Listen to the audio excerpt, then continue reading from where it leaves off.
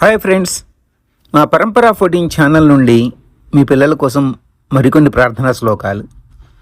చిన్నపిల్లలకి హనుమంతుడన్నా హనుమంతుడి కథలన్నా ఎంతో ఇష్టంగా వింటారు, ఎంతో భక్తితో ధ్యానిస్తారు. ఆ హనుమంతుడి మీద ఒక చిన్న ప్రార్థనా శ్లోకం. బుద్ధిర్బలం యశోధైర్యం నిర్భయత్వం అరోగత అజాడ్యం వాక్పటుత్వం చ హనుమత్ స్మరణాత్ భవేత్. హనుమంతుడు ధీశాలి, తెలివి జ్ఞానము ఉన్న ప్రజ్ఞావంతుడు.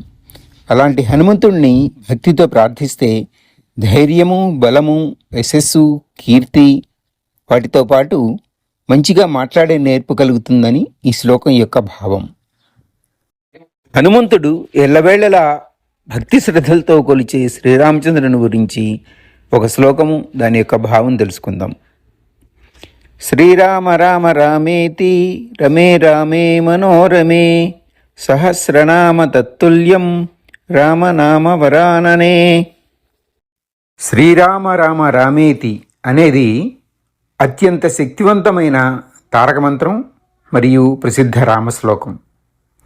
ఈ శ్లోకం శివుడు పార్వతీదేవికి ఉపదేశించినట్లు పురాణాలు చెప్తున్నాయి. శ్రీరామ శ్రీరామ శ్రీరామ అని భక్తితో జపిస్తూ నా మనసును సదా ఆనందింపజేసే శ్రీరాముని దివ్యనామమునందు నేను లీనమవుతాను అని దీని భావం.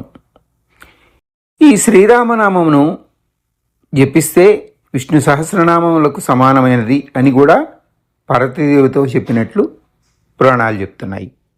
రాముడు చాలా మంచివాడు.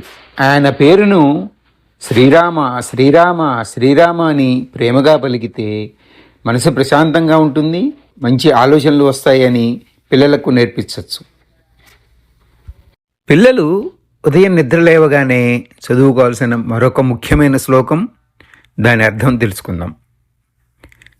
కరాగ్రే వసతే లక్ష్మీ కరమధ్యే సరస్వతి కరమూలే స్థిత గౌరీ ప్రభాతే కరదర్శనం.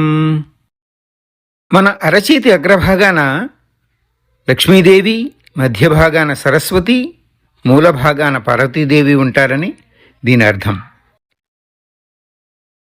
శ్లోకం చదవటం వల్ల నిత్య జీవితంలో సంపదకి, జ్ఞానానికి, విద్యకి, శక్తికి ఎటువంటి లోటు ఉండదని పిల్లలకి అర్థమయ్యేలా చెప్పి చదివించాలి.